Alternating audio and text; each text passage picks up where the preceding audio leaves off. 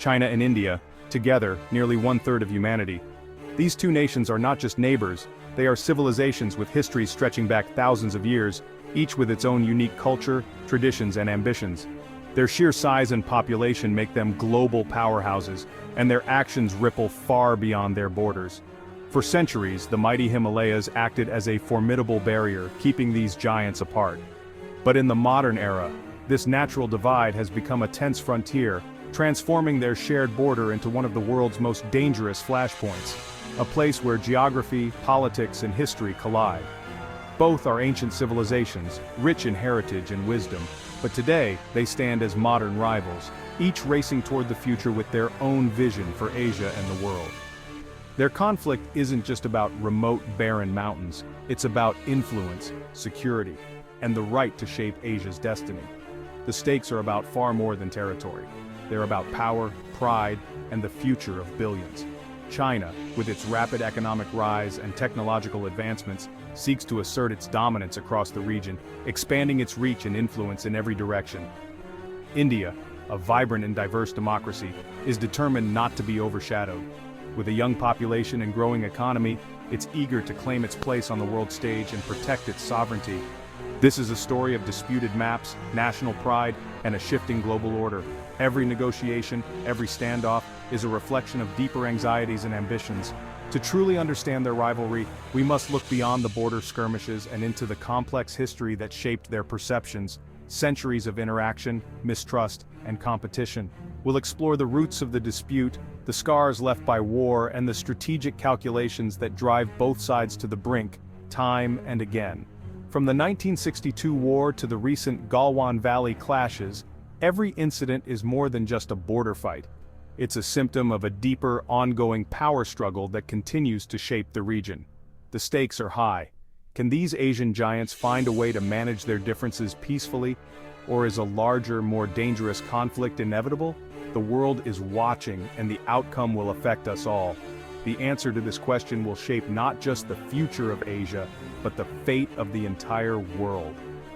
Let's dive in and uncover the story behind the headlines. For centuries, China and India were not adversaries, but rather cultural powerhouses whose influence shaped much of Asia. Their civilizations flourished side by side, exchanging goods, philosophies, and innovations that would echo across continents. The Himalayas, often seen as a barrier, actually served as a bridge. Through its winding passes, Buddhism traveled from India to China, while mathematics, astronomy, and art moved in both directions, enriching both societies and fostering a spirit of mutual curiosity. For much of history, there was no fixed border, just vast, overlapping zones of influence where people, ideas, and cultures mingled freely, unconstrained by rigid lines. Everything changed with the arrival of European colonialism. The British, seeking to secure their empire, imposed new ways of thinking about territory and control. The British drew hard, artificial lines on maps, carving out defensible frontiers that often ignored the realities on the ground and the centuries-old patterns of local life. When India gained independence in 1947, it inherited these colonial boundaries, lines that were never meant to reflect the region's complex history.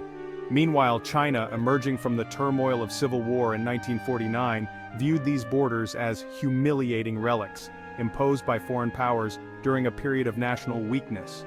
Both nations, now led by new governments with bold ideologies, faced a border that had never been truly defined or mutually agreed upon, setting the stage for future disputes.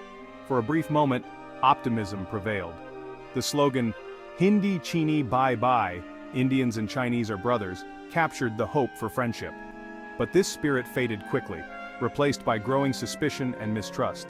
India, seeking stability, accepted the British-drawn borders as its own. China, however, wanted to renegotiate, determined to assert its sovereignty and correct what it saw as historical injustices.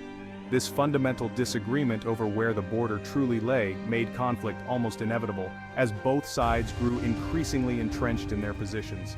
The shared history of exchange and cooperation was gradually overshadowed by modern nationalism, hardened attitudes, and unresolved territorial claims that persist to this day. The seeds of today's rivalry were sown in this era of clashing perspectives, as each nation looked to the past to justify its vision for the future. In the end, the past became a battleground for the future, with history itself contested as both countries charted their divergent paths. For centuries, Tibet was more than just a remote plateau. It was a crucial buffer zone, a vast expanse of high mountains and valleys that kept the two Asian giants, China and India, apart, both geographically and politically. The formidable Himalayas formed a natural barrier, making direct contact and conflict between the two nations rare. But in 1950, everything changed. China's People's Liberation Army marched into Tibet, ending centuries of Tibetan autonomy and sending shockwaves through the region, especially in India. Despite its concerns, India officially recognized Chinese sovereignty over Tibet, hoping this would secure a peaceful and stable border for the future. That fragile hope was shattered in 1959, when a failed uprising forced the Dalai Lama to flee his homeland and seek refuge in India, forever altering the region's dynamics. India's decision to grant asylum to the Dalai Lama infuriated Beijing, which saw it as a direct challenge and interference in its internal affairs. The Tibetan government in exile, now based in India, quickly became a powerful symbol of resistance and hope for Tibetans worldwide. For China, India's actions were a threat to its control over Tibet, and suspicions between the two countries deepened. The old buffer was gone. Chinese troops now stood just across from Indian forces, bringing the two armies face to face in the harsh Himalayan terrain. The border, once a distant and undefined line, was suddenly transformed into a heavily militarized and tense front. India's humanitarian gesture of sheltering the Dalai Lama had massive, unforeseen geopolitical consequences, changing the course of history. Mistrust and suspicion grew, linking Tibet's uncertain fate directly to the simmering border dispute between the two nations. The spirit of brotherhood and friendship that marked the early 1950s was now a thing of the past, replaced by suspicion and rivalry. The Tibetan question had turned the once peaceful border into a dangerous flashpoint, with both sides on constant alert.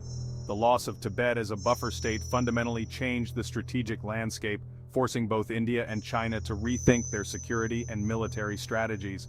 The seeds of confrontation were now firmly planted, setting the stage for decades of tension and unresolved conflict in the Himalayas.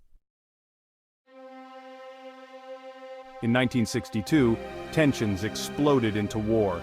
China launched a swift offensive across the disputed border. India was unprepared and outmatched. Chinese troops advanced deep into Indian territory in the east and seized Aksai Chin in the west.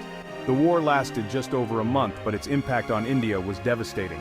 China declared a ceasefire, withdrew in the east but kept Aksai Chin. The reasons for China's sudden withdrawal remained debated, but the message was clear: China would defend its claims by force. For India, the defeat shattered its confidence and exposed its military weakness. The war ended Nehru's idealism and triggered a massive military buildup.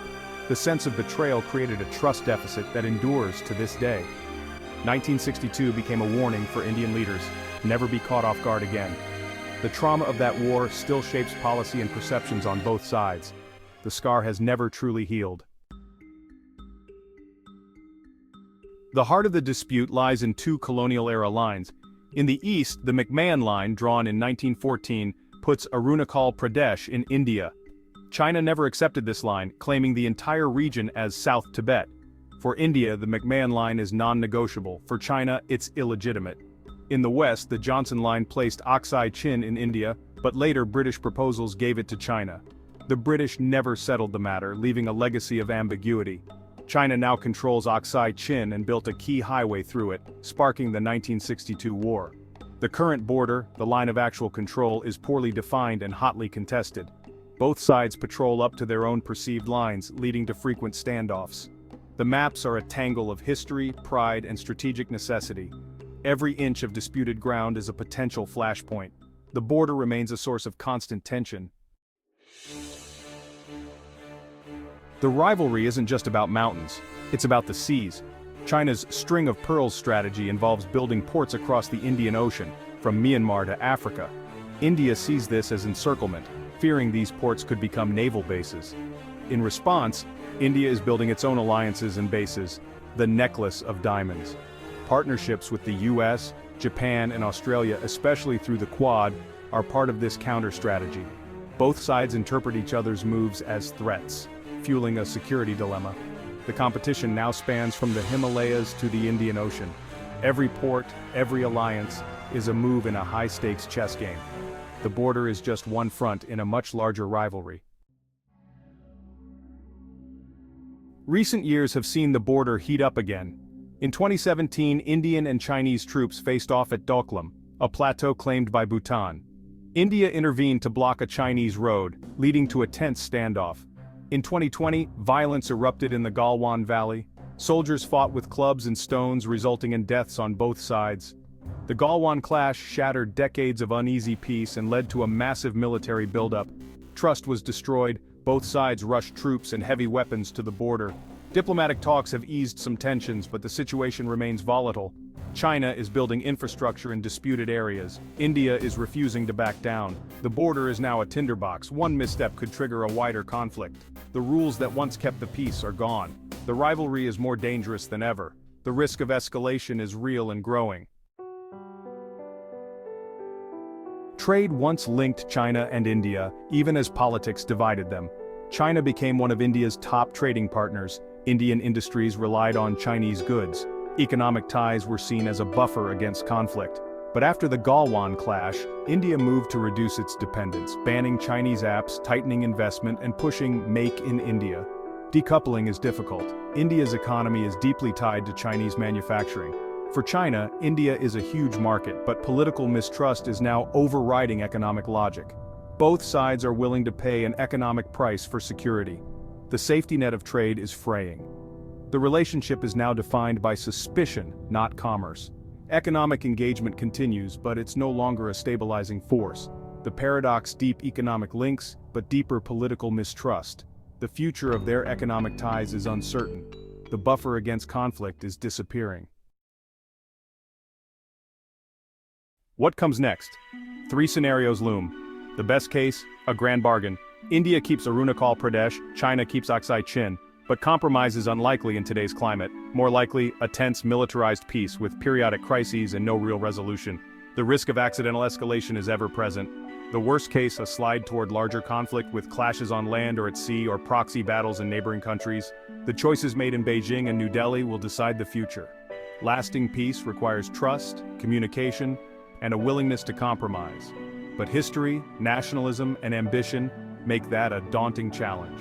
The world watches, hoping these giants choose wisdom over war. The fate of Asia, and perhaps the world, hangs in the balance. The story is far from over.